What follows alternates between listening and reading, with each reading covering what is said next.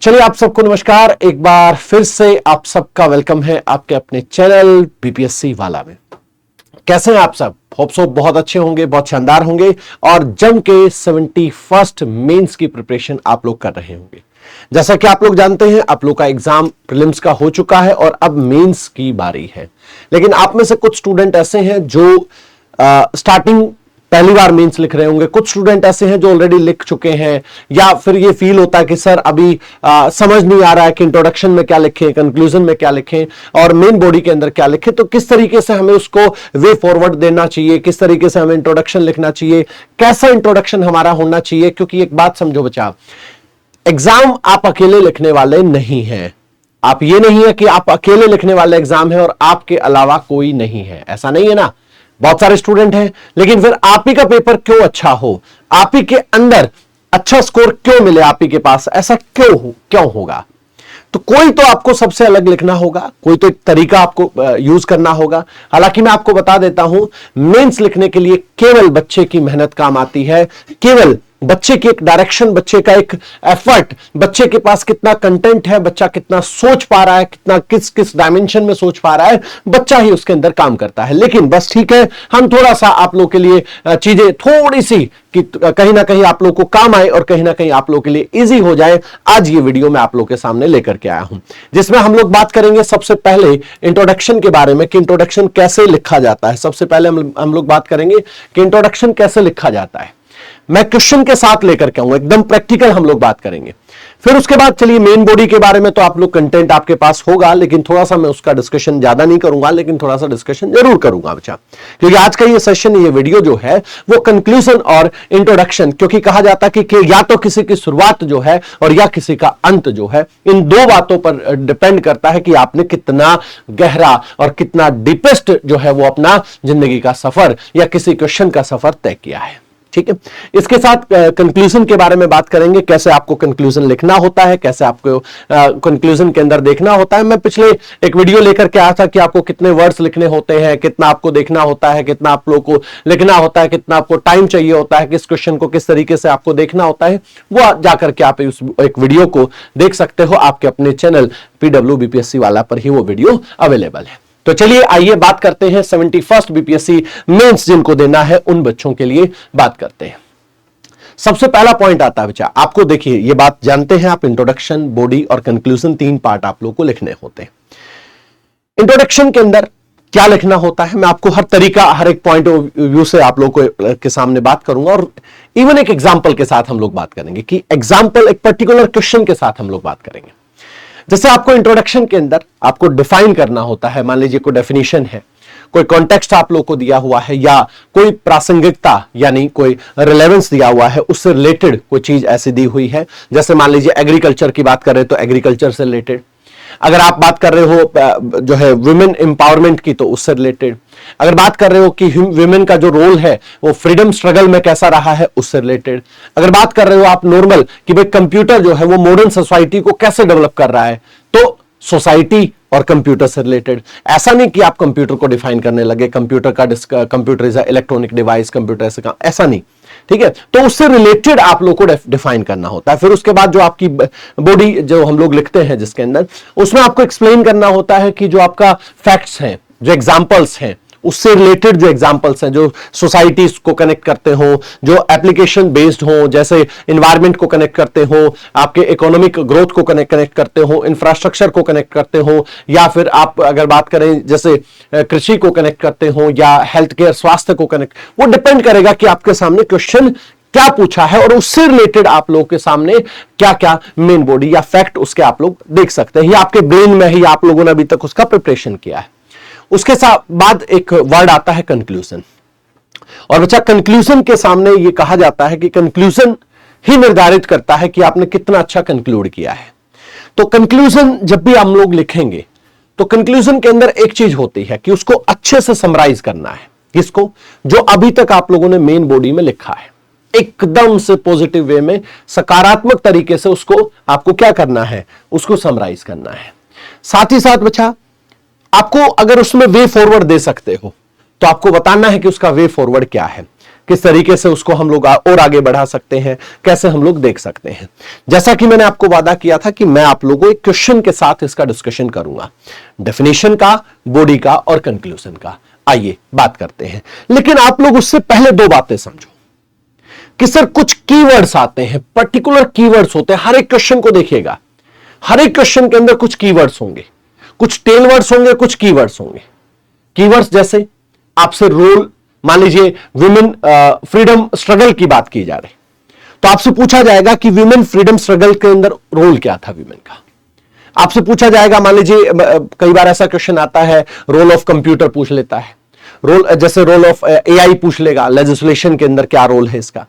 तो आपसे एक पर्टिकुलर जैसे साइंस टेक का क्वेश्चन आ गया तो उसके रोल को आपको कनेक्ट करना होगा, या फेडरलिज्म के बारे में बात कर लेगा, क्लाइमेट चेंज के बारे में बात हो जाएगी, नेशनल सिक्योरिटी के बारे में बात हो जाएगी, नेशनल पावर के बारे में बात हो जाएगी, पर्टिकुलर ड्रॉट और जो है बात करें अगर फ्लड से रिलेटेड बात हो जाएगी, या कोई हिस्टोरिकल बैकग्राउंड किसी फ्रीडम स्ट्रगल से बात हो गई है ना। तो आपको वहां पर वो कीवर्ड पकड़ना है कि ग्लोबलाइजेशन की बात कर रहे हैं, आपको पर्टिकुलर वो कीवर्ड पकड़ना है कि कीवर्ड क्या इसमें यूज किया गया है, किसके बारे में कहना चाह रहा है एग्जामिनर, क्या है आपके सामने क्वेश्चन। जैसे मान लीजिए एग्रीकल्चर से रिलेटेड क्वेश्चन आ गया, तो आपके सामने आ गया भाई एग्रीकल्चर मेरे लिए कीवर्ड है और उस एग्रीकल्चर को मेरे को लेकर के चलना है। जैसे मान लीजिए क्वेश्चन आ गया कि role of computer in modern society, तो आपको मॉडर्न सोसाइटी से कंप्यूटर को क्या बेनिफिट, कंप्यूटर से मॉडर्न सोसाइटी कहां जा रही है, उसको आपको पकड़ करके एक्सप्लेन करना है। तो आपको हमेशा कीवर्ड्स पर फोकस करना होगा बच्चा। ये सबसे पहला रूल है मेंस लिखने का। आपके पास कीवर्ड्स जितने बेहतरीन होंगे, जितना अच्छा कीवर्ड्स होगा आपके पास, उतना ही अच्छा आप लोग काम कर पाएंगे। ये सबसे पहला पॉइंट है बच्चा। और कीवर्ड कहां मिलेगा? क्वेश्चन के अंदर मिलेगा, कोई बाहर से थोड़ी है, क्वेश्चन के अंदर मिलेगा। फिर उसके बाद नेक्स्ट आते हैं कुछ टेल वर्ड्स आते हैं। इसमें बच्चा बड़ा अपन कंफ्यूज रहता है कि सर डिस्कस आ जाए तो डिस्कस में हमें क्या लिखना होता है, सर एनालाइज आ जाए तो एनालाइज करें, इसमें क्या लिखना होता है, सर क्रिटिकल एग्जामिन करें, इसमें क्या लिखना होता है, इवेल्युएट करें, इसके अंदर क्या लिखना होता है। सर बड़ी टेंशन में रहते हैं, सर क्या लिखना होगा थोड़ा सर कुछ, क्योंकि देखिए कुछ बच्चा है जो ऑलरेडी मेंस लिख चुका है, 2 बार मेंस लिख चुका है, या कुछ स्कोर से रह जाता है, कुछ बच्चा होगा, लेकिन कुछ बच्चा ऐसा भी है जो फर्स्ट टाइम लिख रहा है। और मैं जहां तक मानता हूं इस बात को कि बच्चे को हमेशा कुछ कीवर्ड्स के अंदर, कुछ टेल वर्ड्स के अंदर प्रॉब्लम रहती है। टेंशन ना लो, आज मैं टेल वर्ड्स जो उसके साथ ही क्वेश्चन का स्टार्टिंग करने वाला हूं, और आप लोगों को अगर डिमांड होगी तो कमेंट बॉक्स में लिख दीजिएगा। कुछ टेल वर्ड्स पर पर्टिकुलर एक वीडियो मैं आप लोगों को दे दूंगा, एक पर्टिकुलर टेल वर्ड्स पर, कि डिस्कस होगा तो क्या होगा, एनालाइज होगा तो क्या होगा, क्रिटिकल एग्जामिन होगा तो क्या होगा, इवेल्युएट होगा तो क्या होगा। मान लीजिए चर्चा करे पूछ लिया, विश्लेषण करना पूछ लिया सॉरी, आलोचनात्मक तरीके से उसके जांच करना पूछ लिया, या मूल्यांकन करना पूछ लिया, जो भी आप लोगों से अगर डिमांड हो, आप लोग को लगे कि सर हम जानते हैं अच्छे से, कोई ऐसा इश्यू नहीं, तो रहने देंगे, अदरवाइज कमेंट बॉक्स में लिख दीजिएगा। जैसे आप लोग की डिमांड होगी वो वीडियो आप लोग के लिए अवेलेबल कर देंगे हम लोग, ठीक है। चलिए बात करते हैं। अब आप कहीं सर इंतजार मत कराओ, जल्दी से क्वेश्चन लेकर के आओ और आप हमें क्वेश्चन के तरीके से समझाओ। बात करते हैं बच्चा सबसे पहले इंट्रोडक्शन की, ठीक है। एक क्वेश्चन के साथ, एक क्वेश्चन है आप लोग के सामने, क्वेश्चन है, क्वेश्चन के अंदर पूछा गया है कि क्रिटिकल एग्जामिन करना है आपको, impact of globalisation on Indian agriculture, ठीक है। एक बड़ा सिंपल एग्जांपल मैंने लिया है आपके सामने। यह है कि भारतीय जो कृषि पर जो वैश्वीकरण के प्रभाव की आलोचनात्मक जांच करें। आपको बताना है critical examine impact of globalisation on Indian agriculture, ठीक है जी। आइए बात करते हैं।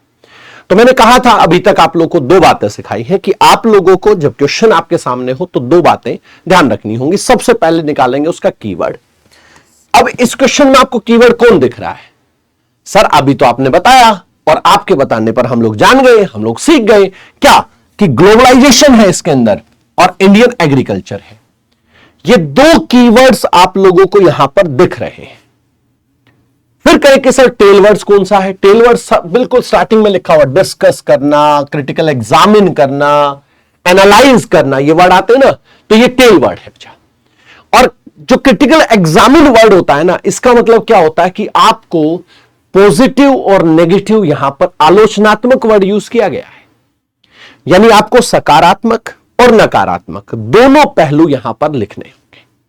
किस क्वेश्चन के अंदर? ग्लोबलाइजेशन ऑन इंडियन एग्रीकल्चर की बात कर रहे हैं। और लेकिन एक बात याद रखिएगा, ऐसा ना हो कि आप नेगेटिव नकारात्मक होते होते बहुत ज्यादा नकारात्मक हो जाए, ऐसा ना हो कि आप पॉजिटिव होते होते बहुत ज्यादा पॉजिटिव हो जाए। ठीक है, बी पॉजिटिव अच्छा है, लेकिन बाकी पॉजिटिव लिखना, जैसे कोविड पॉजिटिव आ जाता था, बाकी पॉजिटिव बुरा होता है। तो आपको इनके अंदर बैलेंस बना करके चलना पड़ेगा। आपको एकदम से सोच करके चलना पड़ेगा, उस जजमेंट के साथ सोच करके चलना पड़ेगा कि मैं बहुत ज्यादा पॉजिटिव नहीं हो रहा हूं और बहुत ज्यादा नेगेटिव नहीं हो रहा हूं। आप इन बातों का, फिर आप कहें सर इन बातों का ध्यान कैसे रखें? इन बातों का ध्यान केवल प्रैक्टिस से होता है। मैंने क्लास, इस लेक्चर के स्टार्टिंग में, इस वीडियो के स्टार्टिंग में आप लोगों को बताया था कि आप लोगों को एक बात का ध्यान रखना है, क्या कि हमें एफर्ट, हमारे पास कंटेंट, हमारे पास उस चीज को एलेबरेट करने का कंटेंट तो कम से कम होना चाहिए। क्योंकि आप जब पहली बार गाड़ी चलाने सीख रहे थे तो आप लोगों को डर लग रहा था, लेकिन जब एक्सपर्ट हो गए थे तब डर नहीं लगा होगा। आप चाहे 4 दोस्तों को, 3 दोस्तों को, 2 दोस्तों को बिठा करके चला रहे हैं और साथ ही साथ आप कुछ खा भी रहे हैं और बातें भी कर रहे हैं। लेकिन क्या पहले दिन ऐसा हुआ था? नहीं हुआ। आज क्यों है? क्योंकि प्रैक्टिस। इसलिए प्रैक्टिस जरूर करते रहिएगा बच्चा। आइए इस क्वेश्चन को हम भारतीय कृषि पर जो वैश्वीकरण के प्रभाव की आलोचनात्मक जांच करना है, इस क्वेश्चन को चलिए करते हैं। आपको इसी क्वेश्चन में मैं 3 तरीके से बताता हूं। एक ही क्वेश्चन है आपके सामने, लेकिन इसको 3 तरीके से मैं स्टार्ट कर सकता हूं। जैसे इसको डेफिनेशन बेस्ड मैं स्टार्टिंग दे सकता हूं। जब भी आपको डेफिनेशन देनी हो ना किसी भी, मैं तो एक क्वेश्चन का एग्जांपल दे रहा हूं। मान लीजिए वुमेन स्ट्रगल, वुमेन का जो रोल है इन फ्रीडम स्ट्रगल के अंदर, उसके बारे में बात हो, आपका रोल ऑफ कंप्यूटर के बारे में बात हो, आपके सामने कोई भी ऐसी चीज हो। 3 तरह की डेफिनेशन हम इसमें दे सकते हैं। नंबर 1 डेफिनेशन कि आपको कीवर्ड को एक लाइन के अंदर डिफाइन करना होता है। जो कीवर्ड आपके साथ दिए हुए हैं, जैसे कीवर्ड कौन था? ग्लोबलाइजेशन था, इंडियन एग्रीकल्चर था, उसको केवल एक लाइन में डिफाइन करना होता है। जैसे यहां पर एक क्वेश्चन आया कि वैश्वीकरण दुनिया की अर्थव्यवस्थाओं, संस्कृतियों और समाजों के बढ़ते अंतर संबंध को संदर्भित करता है। आपने 3 चीजों को यहां पर जोड़ दिया, अर्थव्यवस्था को जोड़ दिया, संस्कृति को जोड़ दिया और समाज को जोड़ दिया, सोसाइटी को। इसके साथ साथ भारत में इस प्रक्रिया में 1990 से या 1990 के दशक से कृषि की गहराइयों से प्रभावित इसने किया है। मतलब एक सिंपल डेफिनेशन बेस्ड आप लोगों ने इंट्रोडक्शन स्टार्ट किया। ग्लोबलाइजेशन के बारे में, जो इंडियन एग्रीकल्चर के बारे में इंपैक्ट बात कर रहे थे, उसको आपने एक सिंपल डेफिनेशन पर स्टार्ट किया। लेकिन अब आप कहें क्या सर हम इसको ऐसे स्टार्ट नहीं कर सकते, इसका हिस्टोरिकल बैकग्राउंड उठा ले, किसी पास्ट इंसिडेंट से भी आप स्टार्ट कर सकते हो। ध्यान दीजिएगा, मैं 3 तरह के इंट्रोडक्शन आप लोग को बता रहा हूं यहां पर। एक डेफिनेशन बेस्ड, एक हिस्टोरिकल जो है बेस्ड, या पास्ट कॉन्टेक्स्ट से आप लोग ले सकते हो। जैसे मान लीजिए किसी पास्ट इंसिडेंट से आप लोगों ने स्टार्ट कर दिया, या किसी पॉलिसी से स्टार्ट कर दिया कि उस समय ऐसी पॉलिसी थी। समझ लो बात को? जैसे इसी क्वेश्चन की हम लोग बात करते हैं, क्वेश्चन वही आपके सामने है, लेकिन लिखा गया कि 1960 के दशक में, जो हरित क्रांति के बाद जो भारतीय कृषि है उसके अंदर कई परिवर्तन हुए हैं। हालांकि 1990 के दशक में वैश्वीकरण के आगमन ने विश्व बाजारों के साथ एकीकरण के नए चरण को चिन्हित किया है।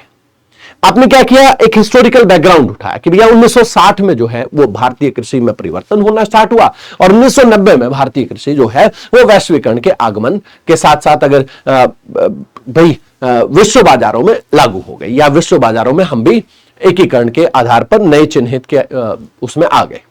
तो आपने एक डेफिनेशन पर हिस्टोरिकल बैकग्राउंड डाल दिया और साथ ही साथ पास्ट का जो कॉन्टेक्स्ट है वो, या हिस्टोरिकल बैकग्राउंड, पॉलिसी को अटैच कर सकते थे। इसके साथ एक इंट्रोडक्शन इसका और लिख सकते हो, करंट बेस्ड। जैसे किसी रिपोर्ट को उठा लो, किसी डाटा को उठा लो, किसी रिसेंट इवेंट को उठा लो। जैसे हाल फिलहाल जो एफएओ है, भाई आप अगर इसमें बात करेंगे एग्रीकल्चर के, तो उसमें एफएओ की बात कर रहे हैं हम लोग। एफएओ के आंकड़ों के अनुसार भारत आज शीर्ष 10 कृषि निर्यातकों में से एक है। यह भारतीय कृषि पर वैश्वीकरण के गहरे प्रभाव को दर्शाता है। अब देखो, आप इस बात को तीन तरीके से समझे कि सर क्या हम इंट्रोडक्शन डेफिनेशन दे सकते हैं? जी हां, बिल्कुल। किस बात पर? कीवर्ड को उठा करके। आप यहां चेक करो, मैं ना क्रिटिकल एग्जामिन की बात कर, कुछ कोई बात नहीं कर रहे, हम सिर्फ कीवर्ड को उठा करके बात कर रहे हैं। क्या सर हम यहां हिस्टोरिकल बैकग्राउंड और पास्ट कॉन्टेक्स्ट की बात कर सकते हैं? जी हां, बिल्कुल।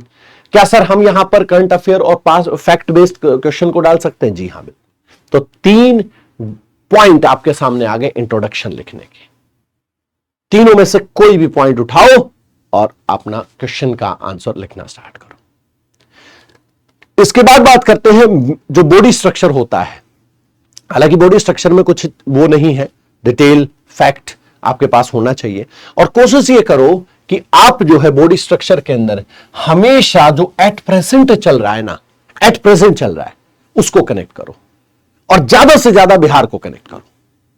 हर एक इवेंट के अंदर आप बिहार को कनेक्ट करो। मान लीजिए कोई भी ऐसा क्वेश्चन आ गया, तो बताओ कि भाई वैश्विक इंडियन एग्रीकल्चर ये है, लेकिन उसके अंदर बिहार भी काम कर रहा है, और क्या काम कर रहा है। अगर ये फैक्ट आप मान लीजिए, आप कहें कि सर मान लो उस टाइम फैक्ट याद ना आए और हमें फैक्ट ना पता हो, तो क्या गलत हो जाएगा? नहीं होगा। लेकिन आप अगर बिहार को कनेक्ट कर देंगे तो आपका क्वेश्चन और अच्छा हो जाएगा। मैंने कहा था ना कि आप ही का पेपर क्यों चेक करेगा एग्जामिनर, ऐसा आपके अंदर क्या है। तो आपको जब भी क्वेश्चन लिखना होगा, उसकी मेन बॉडी को तीन पार्ट में, ऐसे क्वेश्चन जिसमें क्रिटिकल एग्जामिन लिखा हुआ है उसको तीन पार्ट में लिखना होगा। ध्यान से समझिए, मैं क्रिटिकल एग्जामिन को पकड़ करके ही आपको एक्सप्लेनेशन दे रहा हूं। आप लोगों को अगर नीड है कि सर डिस्कस, एनालाइज और क्रिटिकल एग्जामिन, और इनके अंदर आप हमें एक वीडियो दे दीजिएगा, तो मैं एक कोई वीडियो बना दूंगा, कमेंट बॉक्स में लिख दीजिएगा आप लोग। पॉजिटिव इंपैक्ट है, नेगेटिव इंपैक्ट है और एग्जाम्पल है। ऐसे में आपको लिखना है जैसे एक्सपोर्ट हम लोग कितना कर रहे हैं, क्या टेक्नोलॉजी ट्रांसफर है हमारा, इन्वेस्टमेंट कितना है, क्रॉप की डाइवर्सिटी कैसी है इंडिया के अंदर आपको, या बिहार के अंदर हमारे पास कैसी है। आपको लिखना है डिपेंडेंस ग्लोबल मार्केट, ये हो गया एक नेगेटिव इंपैक्ट, कि अगर फार्मर जो है वो इस तरह से इंडिया के ऊपर जो ग्लोबलाइजेशन का जो इंपैक्ट है वो क्या है, हम डिपेंडेंस हो जाएंगे, फार्मर का जो है डाई स्ट्रेस हो जाएगा, उसका संकट आ सकता है किसान का। इसके साथ साथ WTO के साथ इशू आ सकता है। इसके साथ आपको एग्जाम्पल्स लिखना है, जैसे कॉन्ट्रैक्ट फार्मिंग जैसी बातें, जैसे जीएम क्रॉप्स जैसी बातें, जैसे MSP जो है डिबेट्स जैसी बातें। ये आपको बताना होगा, या आपको बताना होगा कि यहां पर ये एग्जाम्पल्स हमारे यहां पर आए हुए हैं। इस तरह के क्वेश्चन में जहां पर मैंने क्रिटिकल एग्जामिन की बात की है, तो आपको क्रिटिकल एग्जामिन जैसे क्वेश्चन में पॉजिटिव, नेगेटिव या फिर एग्जाम्पल जरूर साथ लेकर के चलना होगा बच्चा, ठीक है। ये बात याद रखिएगा। इसके बाद चलिए आगे बात करते हैं। फिर लास्ट में जाकर के आपको कंक्लूड करना होगा, और कंक्लूड हमेशा एक ऑप्टिमिस्टिक होना चाहिए, आशावादी, मतलब एक उम्मीदों से भरा हुआ, साथ ही साथ फ्यूचर ओरिएंटेड होना चाहिए। अब इसी क्वेश्चन का आप देखिए, इसी क्वेश्चन को देखिए, और दूसरा 2 से 3 लाइनों में आपका होना चाहिए, ठीक है। आप कहे सर आपकी तो 3.5 लाइनें होंगी, मेरे पास थोड़ी सी जगह कम थी, ठीक है। चलिए, तो 2 से 3 पंक्तियों का आप लोग का सारांश होना चाहिए। इसके साथ साथ पूरे कंक्लूजन के साथ, सारांश के साथ आप लोग बात करें आगे का रास्ता, यानी वे फॉरवर्ड करते हुए जरूर लिखें इसको। जैसे इसी क्वेश्चन को हम देखते हैं कि इस प्रकार वैश्वीकरण भारतीय कृषि के लिए एक दोधारी तलवार रहा है। संतुलित नीतियों, प्रौद्योगिकी में निवेश और किसान केंद्रित सुधारों के साथ, ठीक है, मतलब आप पॉजिटिव वे में। और लिखा है भारत यह सुनिश्चित कर सकता है कि वैश्विक स्थायी और समावेशी ग्रामीण विकास का एक साधन बने। यानी आप लोगों ने एकदम से पॉजिटिव वे के अंदर इसको कंक्लूड कर दिया बच्चा। तो आपके पास ये 3 रास्ते मैंने बताए हैं, 3 चीजें मैंने बताई हैं। इंट्रोडक्शन को 3 लाइनों में आप लोग लिख सकते हो, 3 डेफिनेशन है, आप डिफाइन करके लिख सकते हो, किसी हिस्टोरिकल बैकग्राउंड से लिख सकते हो, और किसी करंट अफेयर इवेंट से उठा करके लिख सकते हो। मेन बॉडी में वो क्वेश्चन में क्या दिया हुआ है इस बात के अकॉर्डिंग। और मैं कहता हूं अगर आप जितनी हेडिंग्स और सब हेडिंग्स में लिखना स्टार्ट करेंगे तो चीजें आपके लिए उतनी ही आसान हो सकती हैं। और साथ में जब लास्ट में हम उसको कंक्लूड करें तो कंक्लूड हमेशा ऑप्टिमिस्टिक होना चाहिए, फ्यूचर ओरिएंटेड होना चाहिए, वे फॉरवर्ड होना चाहिए कि किस प्रकार से आप उसको देख रहे हैं। और एक पॉजिटिव वे में, बिहार से पूछा है तो बिहार का रोल क्या है, भारत से पूछा है तो भारत का रोल क्या है, क्या प्रभाव भारत के ऊपर होने वाला है। तो ये आपका एक छोटा सा वीडियो है बच्चा। होप सो आप लोगों को चीजें समझ आई होंगी, और मैं एग्जाम्पल के साथ इसलिए लेकर के आया हूं ताकि आप लोगों को चीजें और बेहतर हो। तो अच्छे से प्रैक्टिस करो। हम जल्दी आप लोगों से मेंस का जो आप लोग के सेशंस चलते हैं वो भी प्रैक्टिस आप लोग के साथ करते रहेंगे, और बड़े दम लगा करके तैयारी करते रहो बच्चा। इसमें केवल टीचर का रोल 20% होता है, बाकी 80% बच्चे को खुद को एफर्ट करना होता है। तो बड़े अच्छे से, ईमानदारी से इसमें एफर्ट करते रहिए, मेहनत करते रहिए। Thank you so much. जय हिंद, जय भारत।